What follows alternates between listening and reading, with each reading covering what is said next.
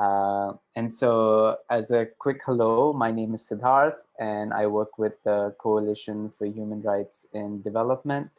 So thank you for making time to attend this launch webinar and to learn more about the Community Resource Exchange. We will be recording everything, and it'll also be shared on Facebook Live. Unless if you have any, there'll be a question and answer portion as well. And so that'll be after the presenters speak. And in the meantime, please feel free to use the chat function at the bottom of your Zoom window, or to raise your hand, or to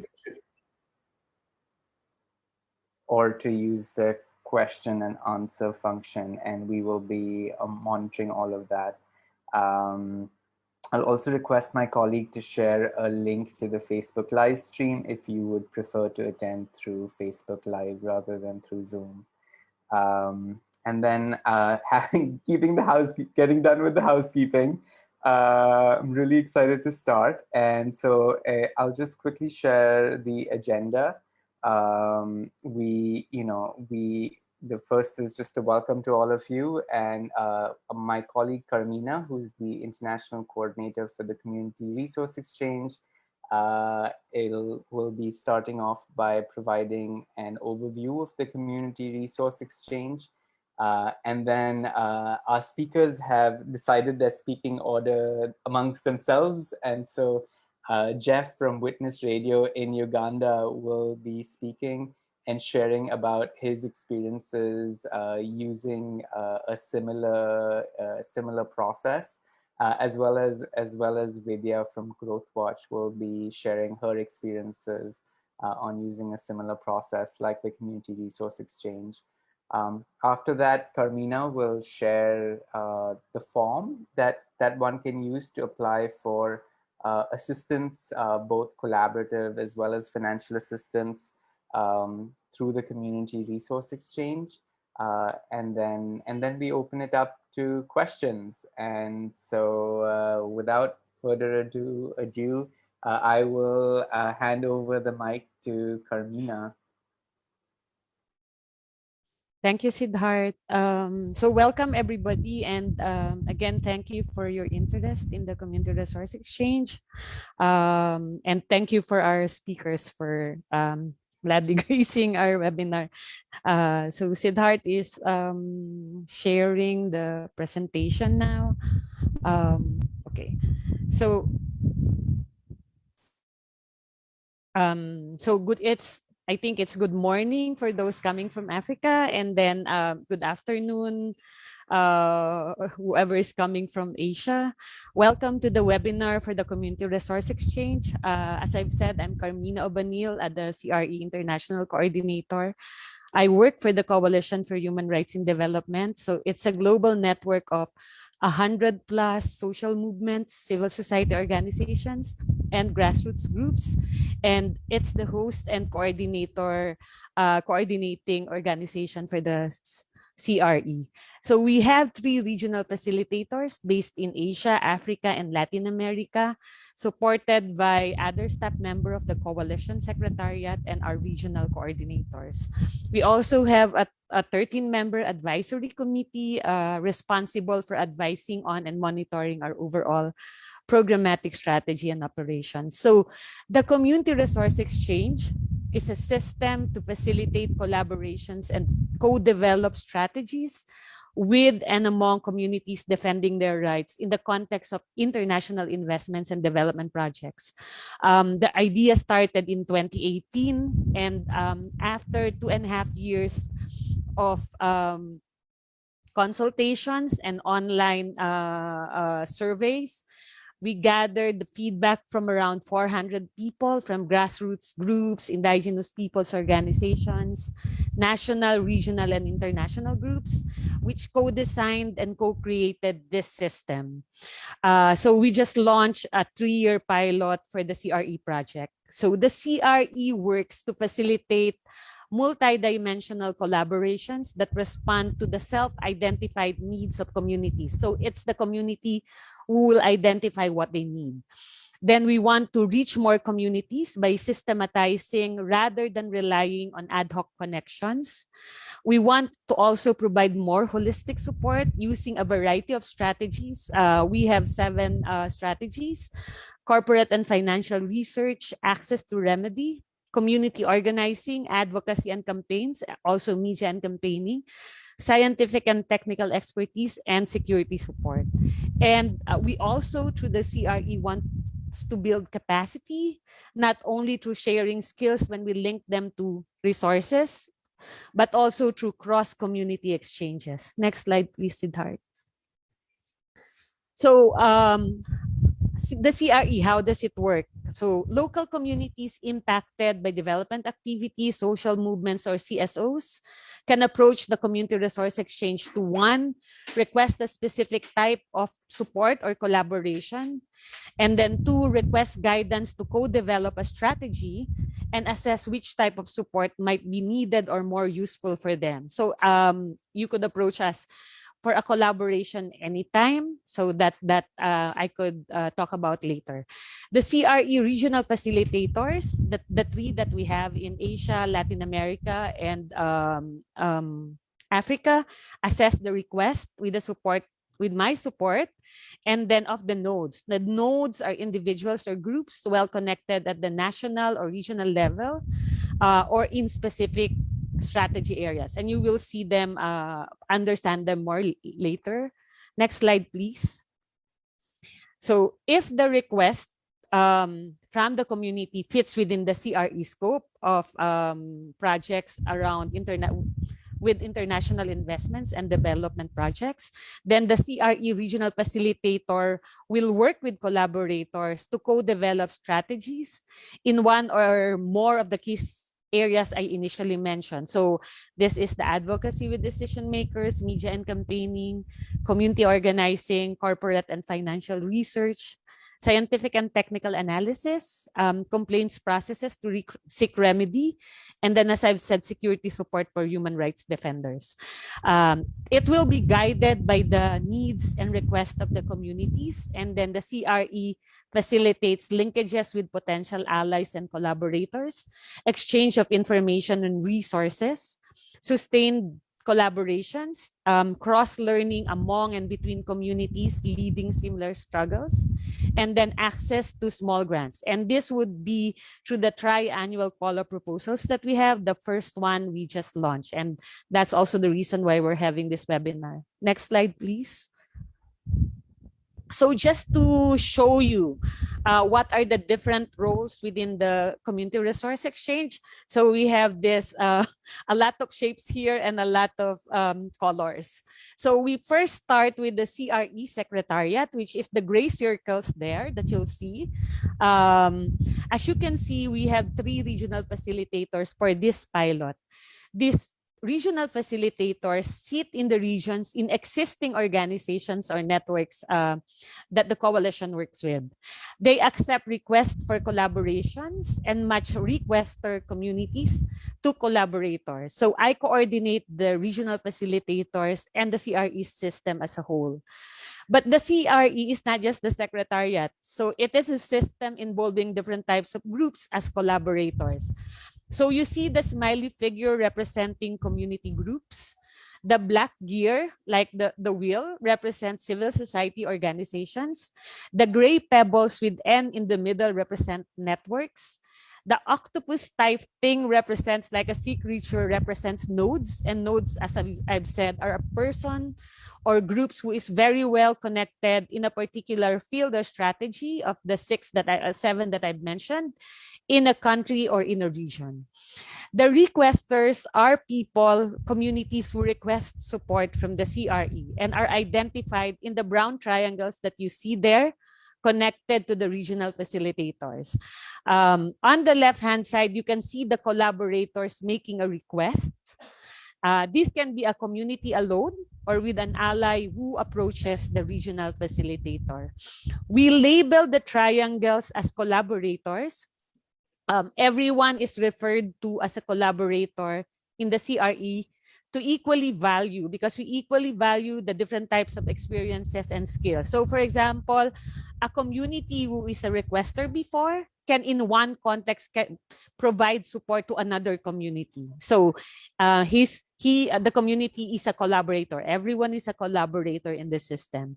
So working with the secretariat in each region, you will see the macaroni type figure there representing the regional grant working group, which is composed of grassroots organization and national group representatives working in the region.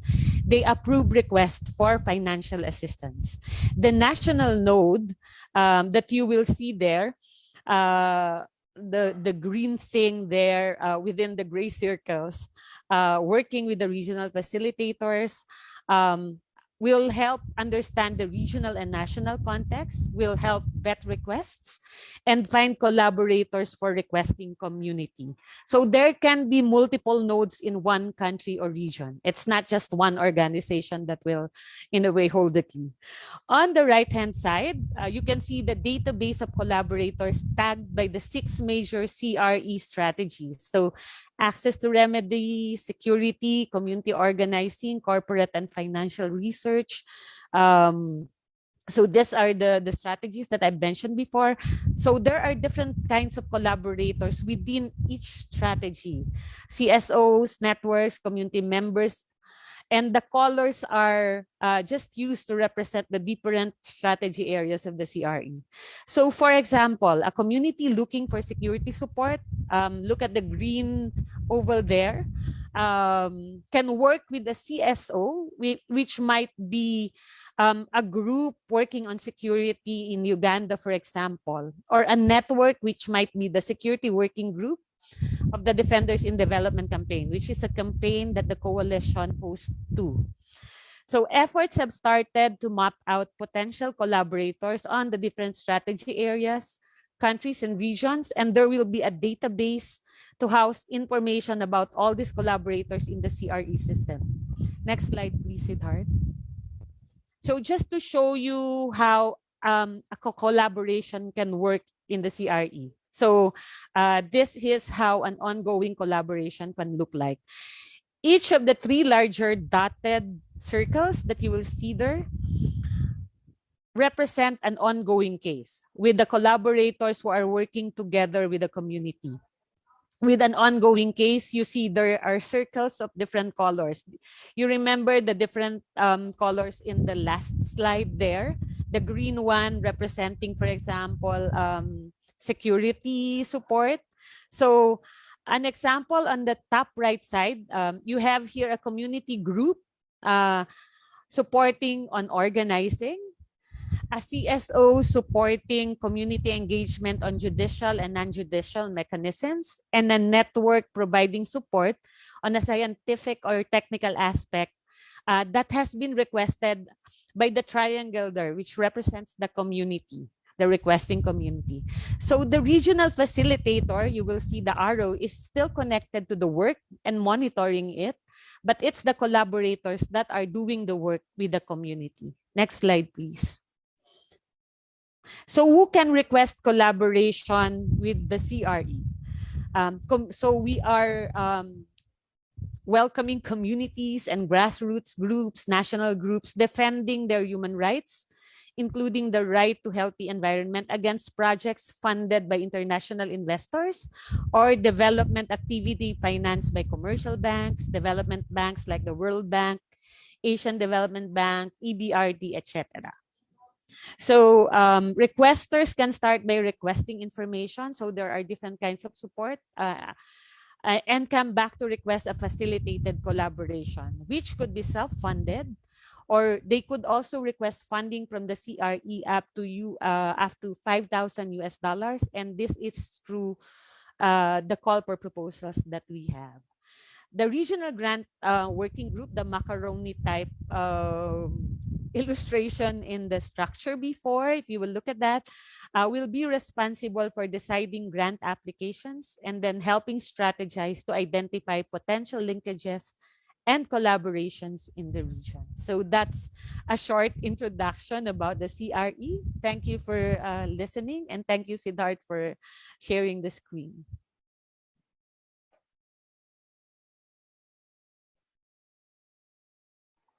Thank you, Carmina, for that overview.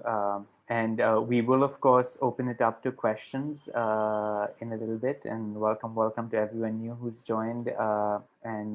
This is being recorded. And please do feel free to introduce yourself in the chat room or raise your questions in the question and answer.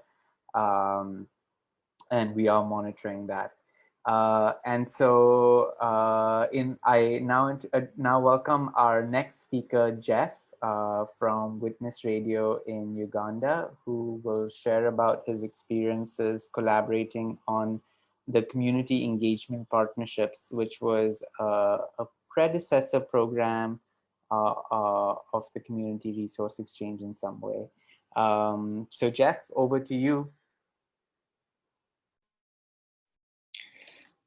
Thank you, Tehat. Good morning from Kampala, everyone. My name is Jeff, and we are humbled to be part of this amazing space. Thank you, Carmina and the team for bringing us together. Briefly, I did not want to share a presentation because I realized it was too long, so allow me to quickly share with you in brief about our experience. Witness Radio is a non-profit organization.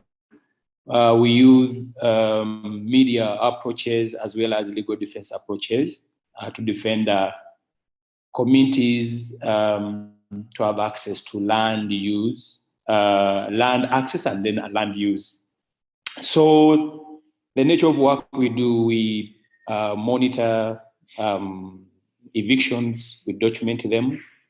We also get into communities that are facing evictions. We mobilize them. We try to empower them using the law, which protects them and then give them the power to defend themselves. But we also, where a need arise, we provide legal representation and support specifically for those who are being persecuted for resisting an illegal eviction. And it's from that we have had many challenges as an organization, but at the same time, even the communities where we work. In 2018, we had, I think that was the first case we worked with Carmina and the coalition, where we had a case in one of the regions in Uganda.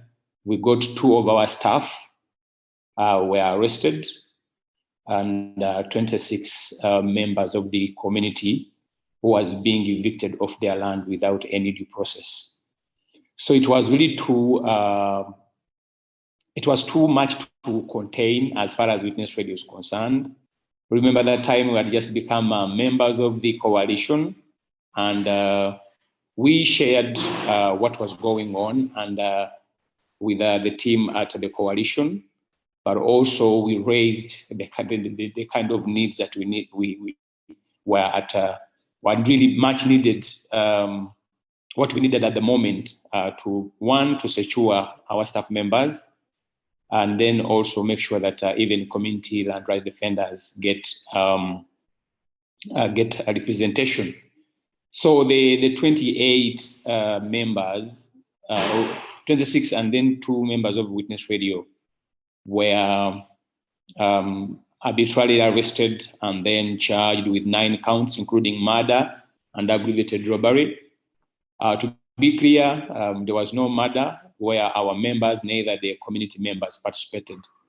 But this was a plan for the investor to use that as a trap so that an eviction would go on, because they would have arrested community leaders and then members of the Witness Radio.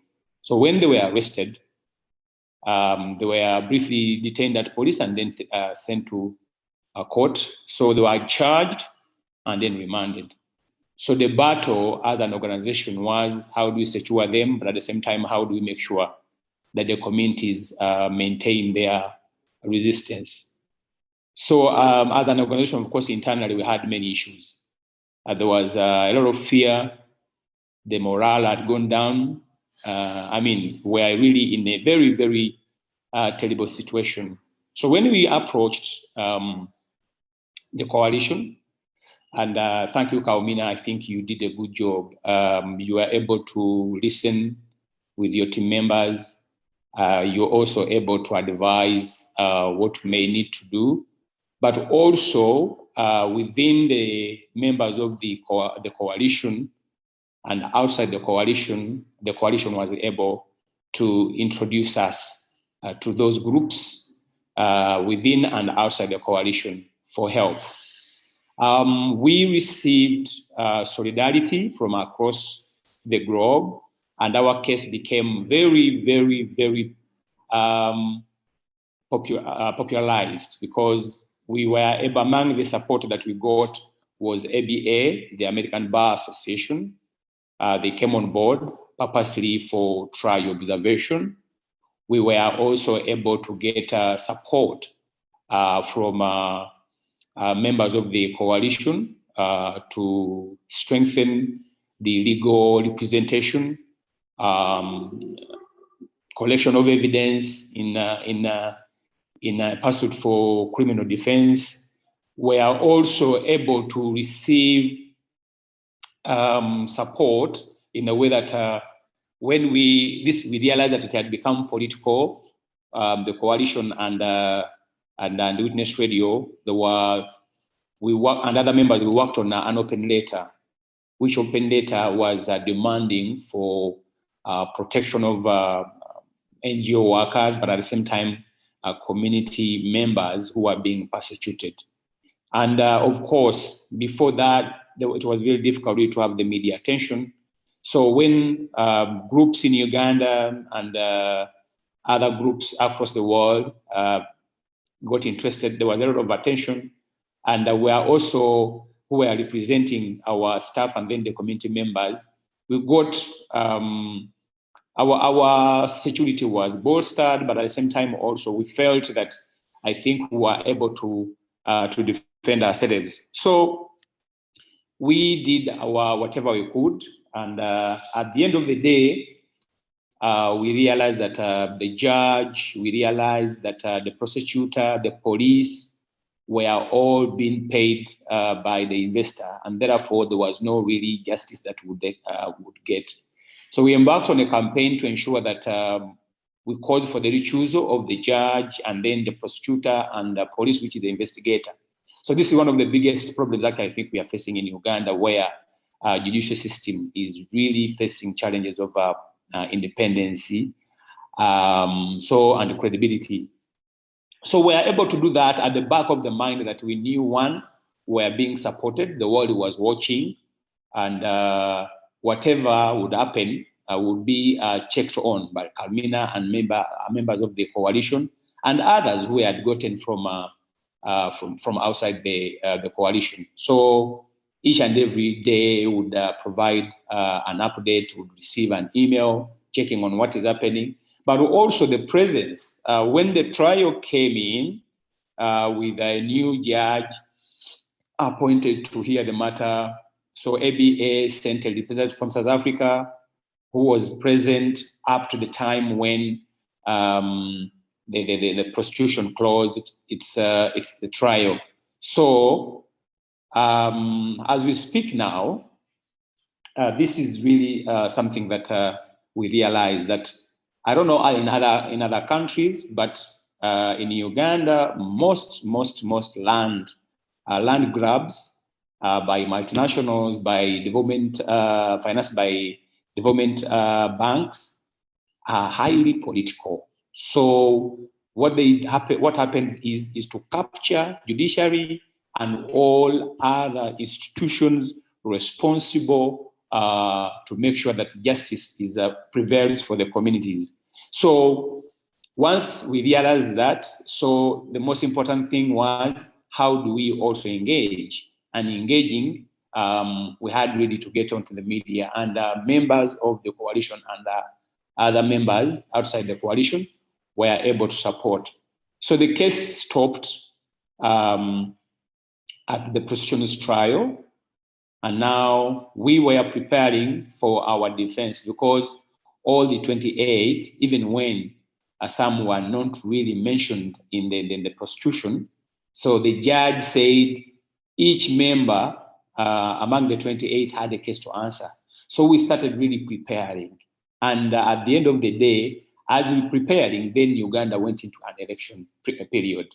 Our members had become very popular, and their names dominated in political spaces where there were many concerns from communities about the continued detention. So also pressure from the communities also mounted on the leaders, demanding for the release of our staff as well as other community members. Prior to the general elections, we received a call. This is what I want to tell you. We received a call from circles of the government requesting us to file a bail application. So when we filed a bail application, our bail application was heard, and then all the 28 were released on bail. And as I speak now, our staff members and the 28 are on bail. Trial has not resumed, as we've just finished elections, but because of COVID, courts are closed now, and we continue to report with them to court. Now, two things that we learned is that solidarity is very key. Working together makes really makes a stronger voice, in a way that if you are alone, you are vulnerable and victimized. So working with other groups, either at national or at international level, that solidarity puts the matter in every space, and the case happened to get the limelight, and then becomes a concern. Because I remember in the process also, the European Union was able to call our office asking what was happening. Also, I think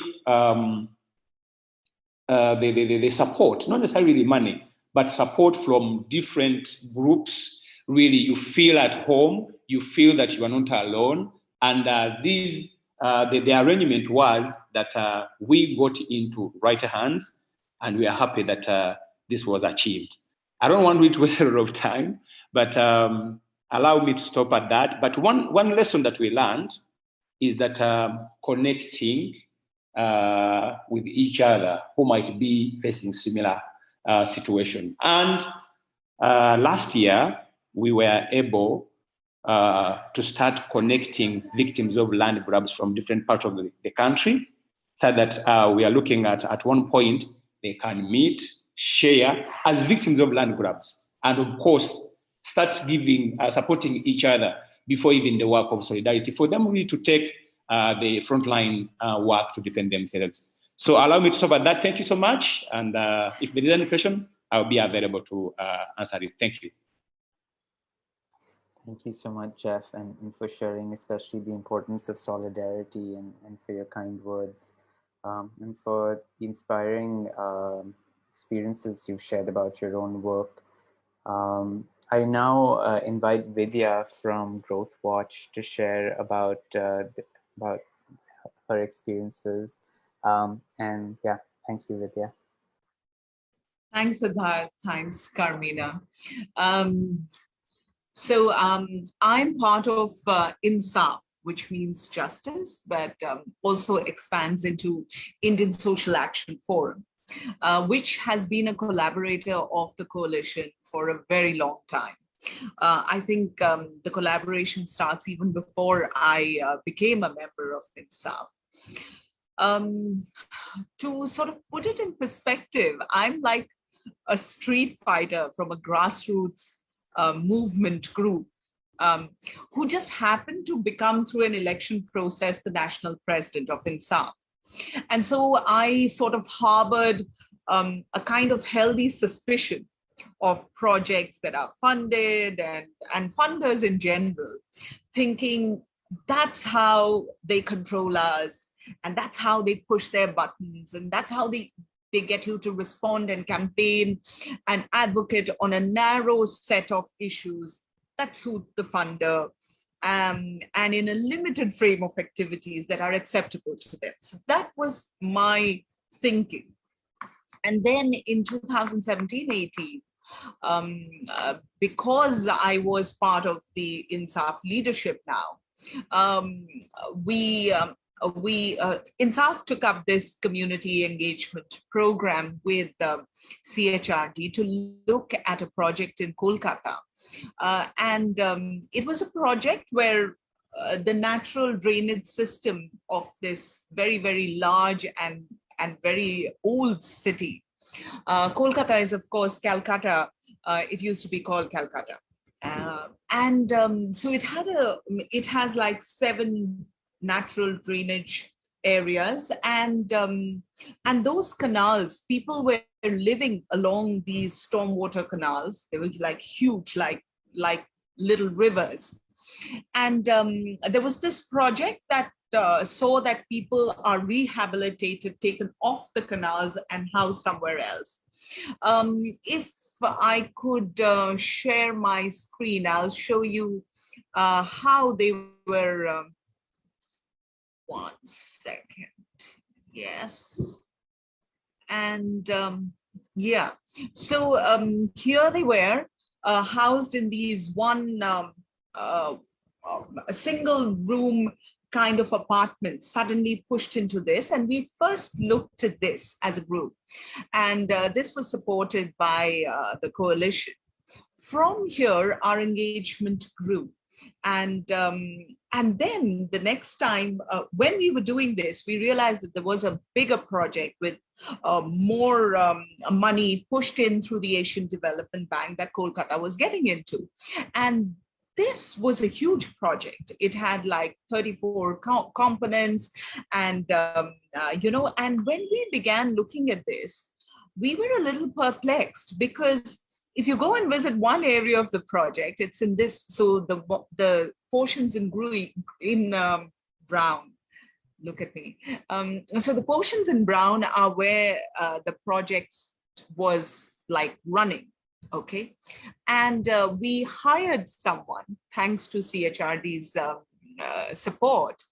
And quite frankly, I thought, this is not working, because nobody would, he wouldn't get back to us on anything. And I thought, we've taken money from CHRD, we are responsible, and there's nothing coming from the ground. We had 2 people on the ground. They were telling us, we're going to the field, we're talking to people, but nothing was coming. And then in desperation, I think I decided, from my point in southern Western India, I went all the way to northeast of India, where Calcutta is, to try and do something there, because I thought our person on the ground was not doing anything. And then I realized that even to go from one portion of where the project was happening to another portion is more than 50 kilometers, takes so much time. It meant that so much work was having to be put in by our people. That was when we realized that, this here, let me go further. And why is it not going into slideshow? Okay. Right. So we began exploring together as to what was happening. And this is, and then we saw workers working at night. We saw shanties that had come up and were under some kind of duress. We spoke to shopkeepers who had already been displaced and had come back, but were in penury because they had not got any compensation. And we kept speaking all across Calcutta to people. And then we came to Mahatma Gandhi Road, where we suddenly realized, through talking to Sumitra Mandal in her little tea shop where she used to live. So the back space behind the Ganesha, the elephant god's picture, is where Sumitra and her husband would sleep and actually live. when we spoke to Sumitra, we realized that her little tea stall was going to be broken within a week, because the Kolkata Environmental Improvement Investment Program had been laying pipelines that were fast approaching her tea stall. She was too scared because of the local political leadership to file any complaint, but she was desperate. And from that one conversation, we realized that there were around 150 shopkeepers or street vendors like Sumitra who were going to lose their livelihood completely, at least for a portion of time. So we went quickly to the office. So this was already happening. This is like just before Sumitra's thing. So we met with the street hawkers there. We talked to them. We told them what the project is about, how they can claim compensation. The project documents say that they are to be compensated. They had no clue. They had been called and told that they must do away with their shops, and work had to happen. It's development work. It's about water and underground drainage. And that's it. They hadn't been told that the project allowed for them to be compensated. So talking to them, and finally 4 people got readied, and we sent complaints, which meant that they actually began to listen to them. We wrote to the ADB, we went to the office that was handling the project in Kolkata, and the support that CHRD can give came very much alive, because in Manila, when we sat across the ADB, Carmina was there right next to me, and we pushed very hard. And because of that one meeting, 124 families got some kind of compensation, not enough, but they said, we will compensate you for 1 month. And they got 15,000 Indian rupees each, 124 families.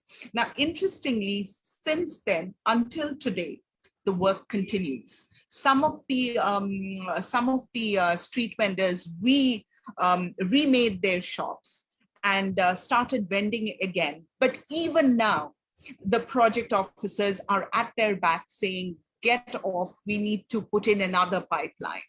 So this is an ongoing struggle. The little support that CHRD might have given us in the past meant that we could actually work for the community to be emboldened to take a stance so that their rights are at least to some extent looked after. But it also meant that we made connections. And because of those connections, even though there is no money, etc., people still call us and still tell us what they are grappling with on a day-to-day basis. So let me share screen again and tell you what's happening right next to where they are. I hope. Why does it go back? I have no clue. But let me go. So obviously, I'm not used to doing this, huh? Okay, here we are. So so they got some kind of compensation, but Churial Canal, which is the natural stormwater drainage system that goes through this large canal on one side of Kolkata city, which goes right next to where our street vendors who are in distress are. When we went there last before the lockdown and the pandemic, there was some construction that you see on the horizon in this picture that had begun. This was the Churial Canal before the ADB project began messing with it, right there, north to south. And this is how it looks now. That's the ADB project on. It continues. And this is how it is now. People are actually in distress, but trying to make the best out of a bad situation, trying to catch some fish to eat. And this is of 16 June 2021. So this is what we are seeing even now, 17 June, waterlogging all over. In people's homes, there are water and people are contacting us. And fortunately, what we did do is we are now organizing people from afar in a way, because of the links we made in 2019 when the CHRD support was active. Because of those links, we are having meetings. Actually, this is the meeting from 27 June to try and see what they can do about this continual waterlogging and how they can restore the canal to its original condition. This is the meeting on 12th July, just last Sunday. So there is work happening much beyond the support. And I think this is the wonderful thing about possibilities. I'm not saying thank you yet, but I'll stop screen share. The point is, I think the wonderful point about working with those in CHRD is that you can actually count on them for as Jeff said, solidarity makes a stronger force. That was a wonderful, wonderful sentence, Jeff. So really, I saw that all our community engagement really grew organically, and the funds followed to smoothen out the process and to help it expand. So all my initial diffidence about taking money and doing sort of work with the community, helped and oiled by money, has sort of dissipated, and it's helped to broaden my understanding and my gaze and accept the folly of my my previous ways of thinking. So that now Growth Watch, which is the group, which is our group, which is part of INSAF, does have collaborators, as Carmina mentioned, conspirator CSOs across the world now, thanks to this opening up. And really access to small grants can go a long, long way. I think it creates a kind of platform that all of us need. It creates collaborators who push your work forward, especially if, as we were doing, taking on IFIs and how they want to present their work. So that platform is very important. Also, what to me was very heartening and important was that the whole support is very work focused. The supervision is very accommodating and flexible. And I think that for people like me, at least, who aren't used to project modes and don't have capacities, for example, to do really great financial reporting or something like that, I think this work focus of CHRD is very, very important. So sharing of knowledge, supportive in advocacy, like they did with the meeting with the ADB and other groups, also, we went back to them for some kind of, so it's not like you start off a relationship and then you just leave it and we go our other ways. So more recently, we had the Bangalore Metro project and a project Reach 6, where we had a deaf school that was displaced, 43 students having no future now. And when we went back to the Coalition on Human Rights on this, they didn't have the money to support us, but they linked us up with the Global Green Grants Fund. And we got a little bit of money to try and follow up and look closely at what they're doing. They understood that we're in the middle of the pandemic and things are slow. And that linkages even for other small funds that can take work forward has meant that we continue with Kolkata and the ADB project and the Bangalore Metro project, which has a whole lot of big IFIs, including the European Investment Bank, the Asian Infrastructure Investment Bank, the ADB, of course, and JICA. So I thank CHRD for opening my eyes personally, and also for the supportive kind of friendship that it has, for this kind of space it has created for a small group like mine, which is Growth Watch, and for the larger INSAF coalition. Thank you. Thank you so much for your kind words, Vidya, and especially to share more about strategies related to community organizing as well as advocacy. And yeah, I mean, I don't think that we ever think about it as reporting. I think we think about it as learning from the community's experiences and the collaborators' experiences, and not for ourselves, but so that we can share what you've learned with another collaborator in another country or in another region or even in the same country, just so that we can together grow our movement to demand human rights from these international investment and development activities. So it's great to learn from you. I will now hand over the mic back to Carmina, because I think, so far we've shared what the CRE is. You've had two examples of collaborators on what a collaboration could look like and how you can use it. There have been great questions in the chat window, and we can deconstruct some of them as well in the text. But before that, let's talk about the application form that's been going around for the Community Resource Exchange, collaboration as well as financial assistance. And I've put links for it in the chat window. And I will hand over the mic to Carmina and start sharing the screen in a second. Thank you, Siddharth, and thank you, Vidya. You can actually really be a part of the system as a collaborator as well for other communities, as well as Jeff.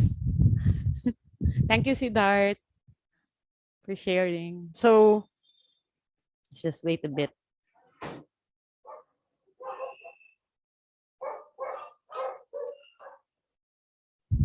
Were you able to share?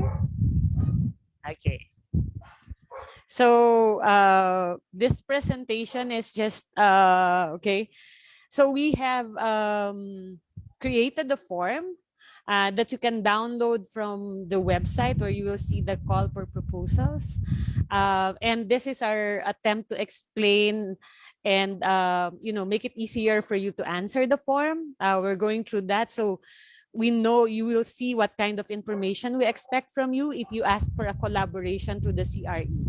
So a caveat, this form is not meant to be scary.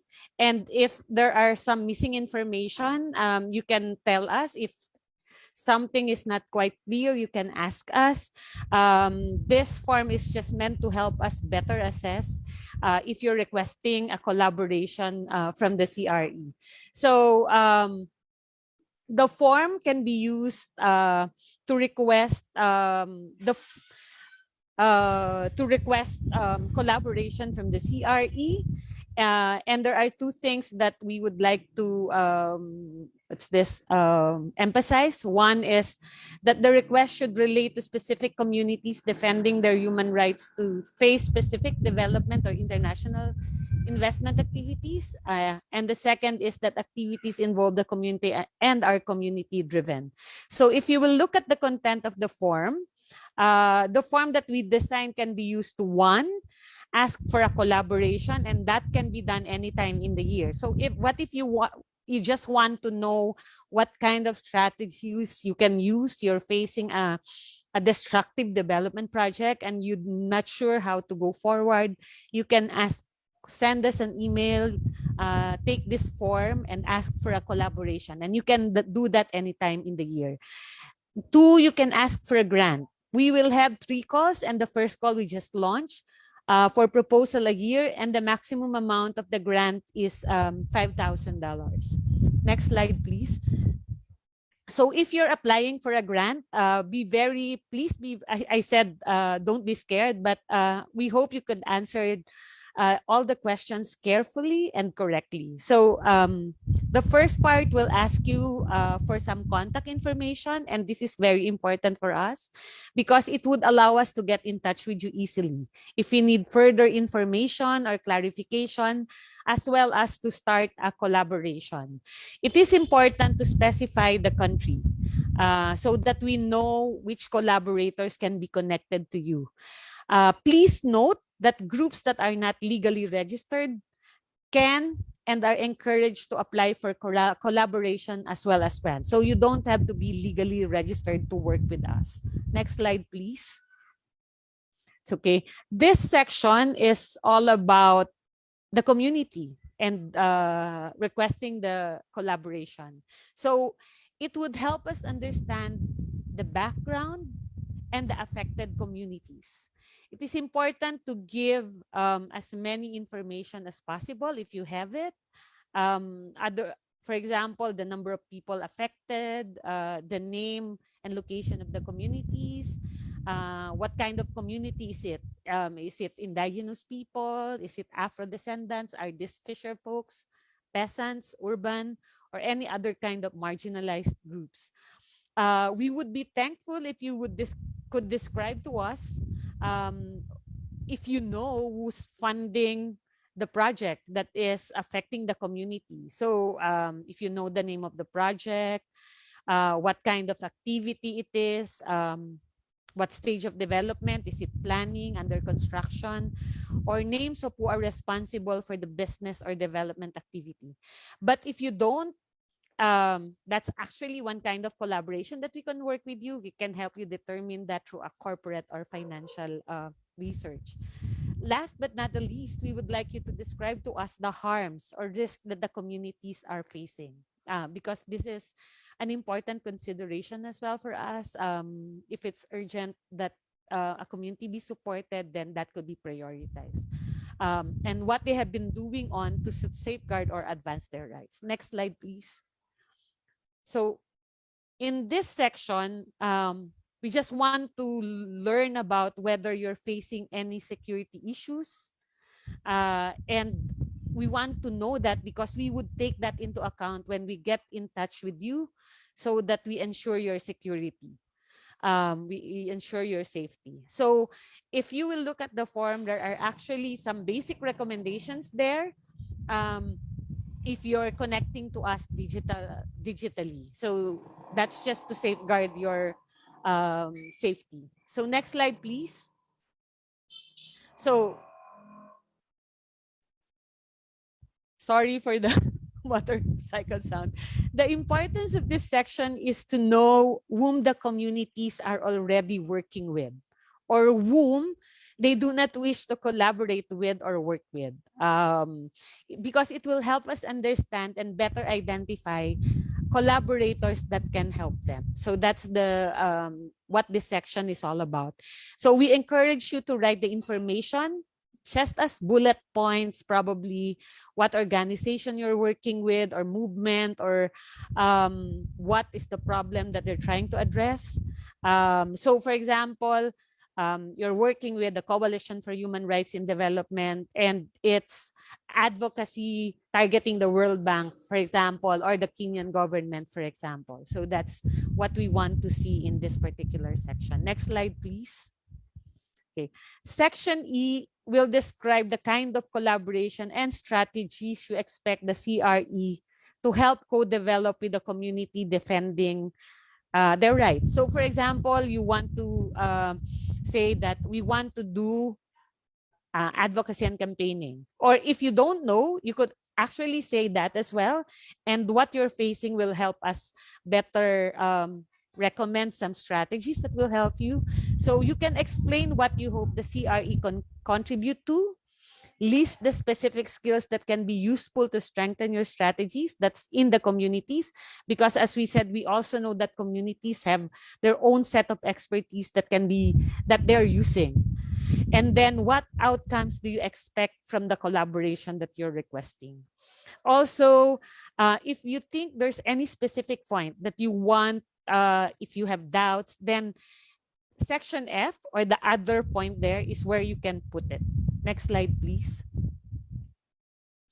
Okay, so if you apply for a grant and not just a collaboration, if you apply for a grant, it is necessary that you provide information on these following questions. Okay, what activities do you plan to undertake with the collaboration grant with the CRE? Oh, so then you can just put it in bullet points as well, and then a simple budget on how you plan to use the grant, and the budget must be up to the maximum amount of 5,000 US dollars. So if your budget is more than $5,000, then we will probably return the proposal to you and ask you to revise the budget.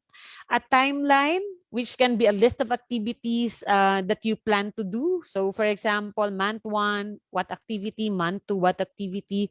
So our timeline is 8 months, which is the maximum period of collaboration under the CRE. We understand though that this is a pandemic setting, and there might be delays. So if there are delays in the collaboration when you're already working with us, please let us know what's causing the delay so that we could extend the implementation.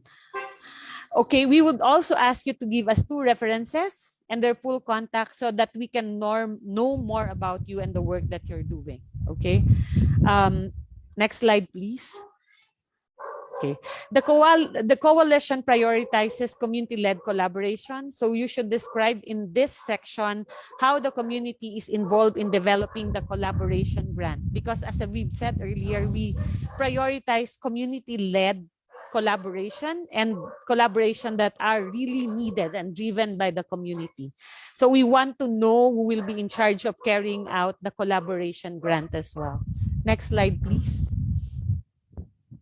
Okay, so this is my last slide, and the idea there is to just give you the next steps once you have completed the form.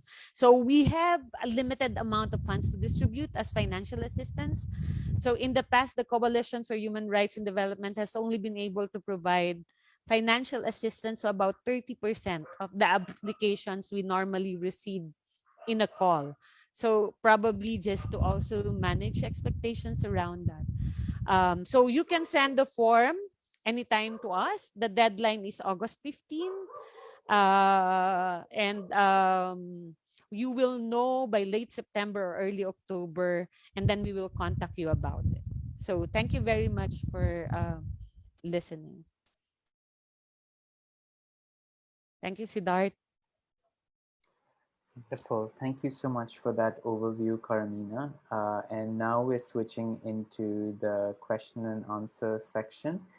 Before we launch into the question and answer section, I see that there's at least one person who's raised their hand. Others can also raise their hand, or you can put your question into the chat box and the question and answer box.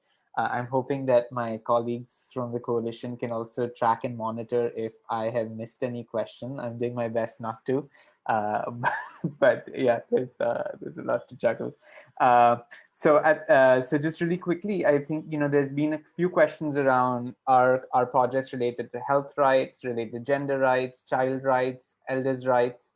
Are all of those applicable? And yes, I think that if it relates to, as the speakers have shared here, and is that if it relates to a community group that is demanding their rights in the context of some kind of business activity or some kind of development project activity, then the CRE is more than happy to collaborate and with the group. And so that's just one theme that's come up. And in fact, we encourage a diversity of groups, including women, elderly people, children, people with disabilities, people with health conditions, to access the CRE for when they're resisting and demanding their human rights in the context of international investment and development activities. And so just to give you ideas, the kinds of things could mean anything from you could have a mining project, you could have a roads project, you could have a large agribusiness project, it could be maybe the World Bank or the Asian Development Bank is instituting an education policy in your country, and that education policy is leaving out people living with disabilities. And so that could also be something that the CRE could collaborate with you, but it has to be in the context, just to clarify, that does have to be in that context of an international investment or a development activity.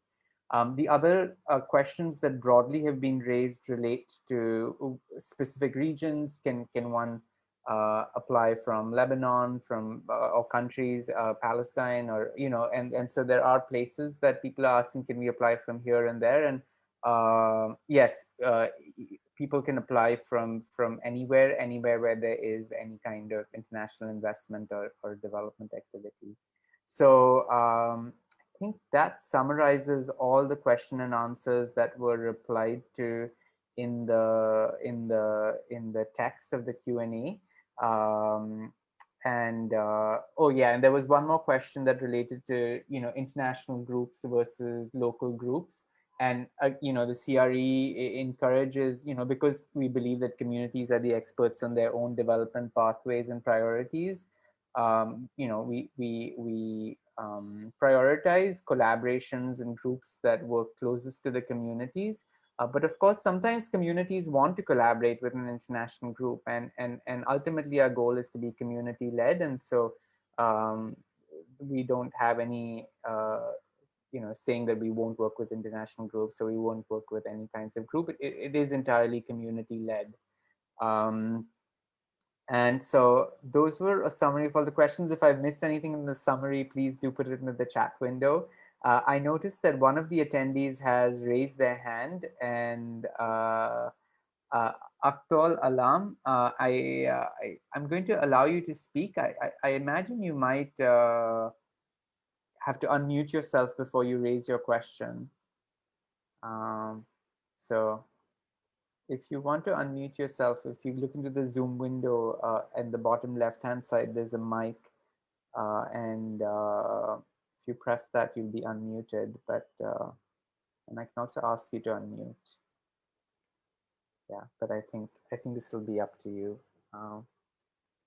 In the meantime, as Aktol, whenever you're able to unmute, we're happy to receive your feedback, or also if you raised your hand by mistake, happy to yeah, unraise your hand, whatever you prefer. But does anybody else have any questions or comments or concerns? You have these amazing panelists, so I think would be happy to answer your questions. There's a question, Siddharth. Maybe we could ask Lorena as host to unmute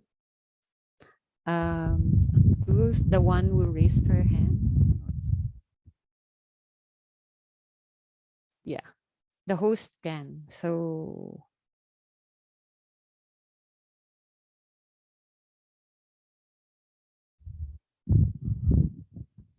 there. Yeah, I saw. I'm not sure I know how to pronounce your name, Lujan, but I've given you permission to speak, and I'm now putting a request to unmute. So I don't know if you can see that option come up now. In the meantime, Yes. Oh, perfect. Please go ahead. Oh, you unmuted yourself. No, actually, I don't have a question, but I was trying to clarify. We can't unmute for the ones who want to talk. Just only that. I was giving advice, but I don't have any question. Thank you. Thank you. Sorry to put you on the spot. Yeah, if you want to be unmuted, the way this Zoom is set up is we have to give permission to speak. And so so if you raise your hand or put in the chat window you want to speak, then we can create that permission. So I see a question is, how will the funding be distributed across regions? Hike is actually on the advisory committee for the Community Resource Exchange as well. Hike, not to put you on the spot, but can I just allow you to just to raise your question yourself, and then I think I'm going to set you up to allow to talk, and yeah.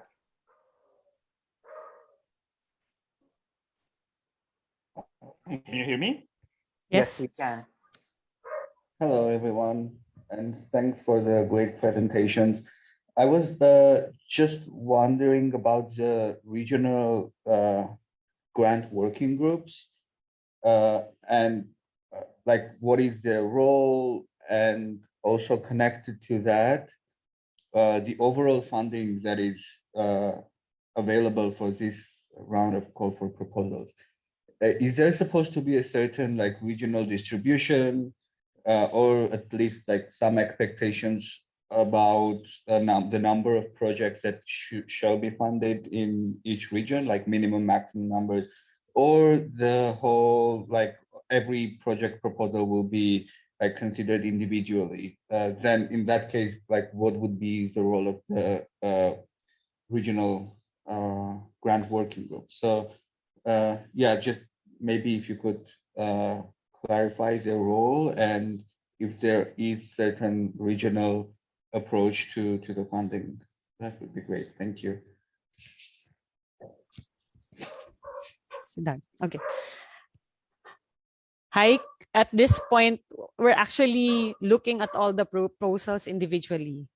We're not saying that this minimum amount should go to one region or another, because we're also considering how urgent, for example, the request would be. I mean, the dangers facing the communities that are resisting these projects that are impacting them, or so each project proposal will be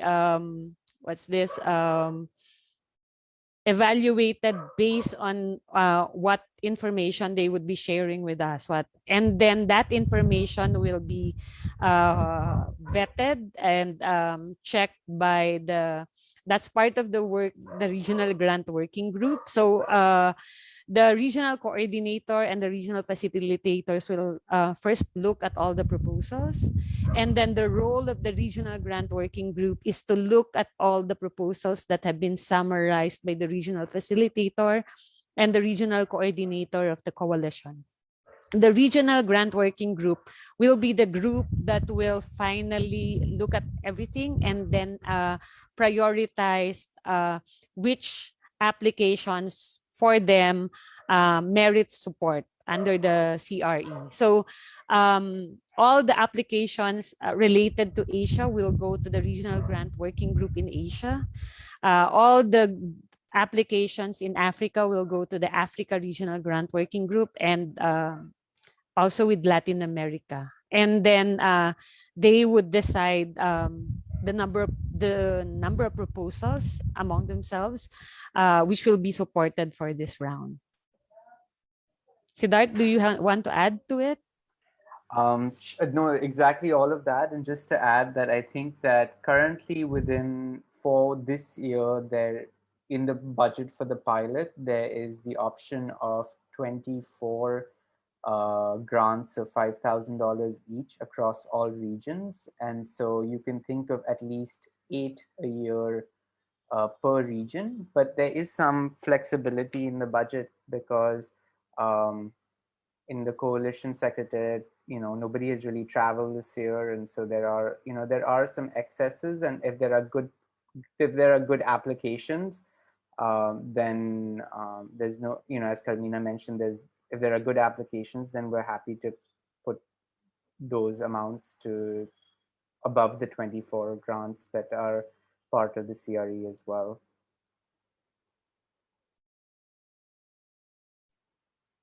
Don't know, Haik, if you had any follow-up or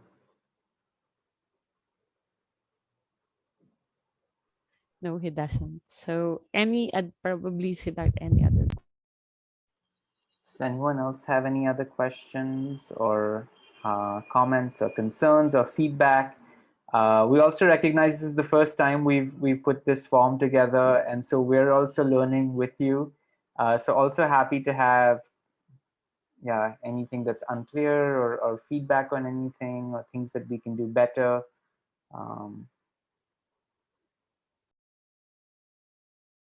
There's just one question in the question and answer box.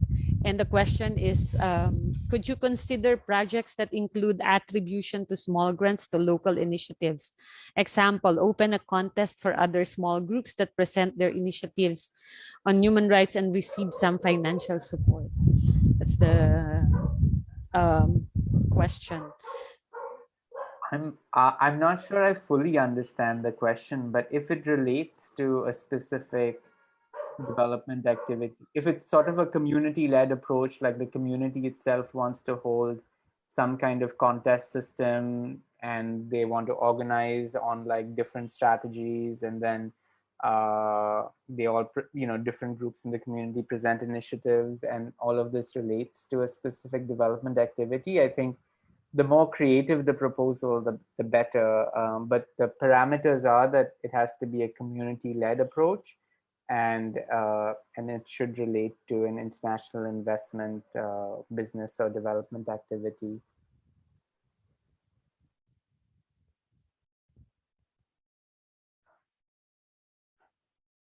I think that's it. Are there any other questions?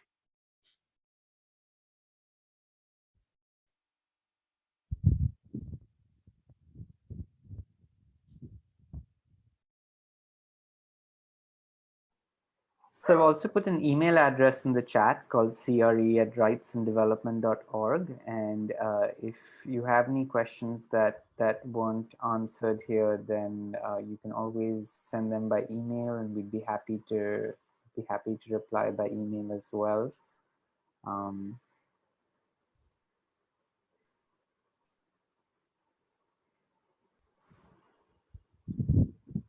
Is there...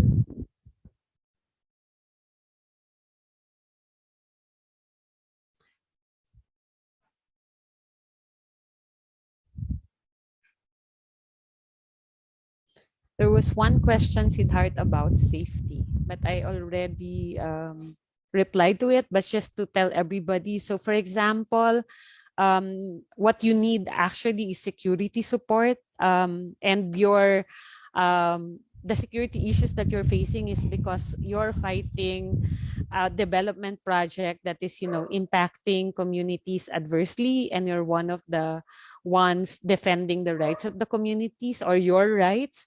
Then you could also request support from us, and we could connect you. It will not be us providing that particular support, but we could connect you to groups that are experts on providing support to human rights defenders and community defenders.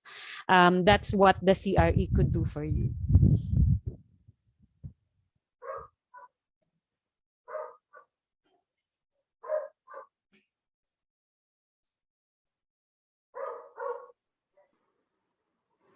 Okay. So I guess if anyone has, we continue to remain open and eager for questions, and please do share them either in the chat window or in the Q&A, or raise your hand, and we would love to open it up to you to speak firsthand. Otherwise, I invite everyone to just take a deep breath, and we can wait around for a couple of minutes.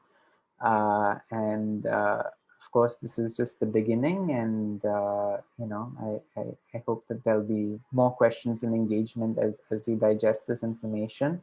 Wonderful. So I think we're starting to see lots of thank yous from the chat window as well, and I think thank you for all of you for attending. Thank you for all the speakers. Thank you, especially Vidya and Jeff for coming and sharing your own experiences, and sharing your wisdom and the wisdom of what your community partners have taught you and us. Thank you, Carmina, for sharing about the CRE and how to fill out the form. And thank you for everyone who's asked questions. You all, I hope you have a wonderful, wonderful rest of your day.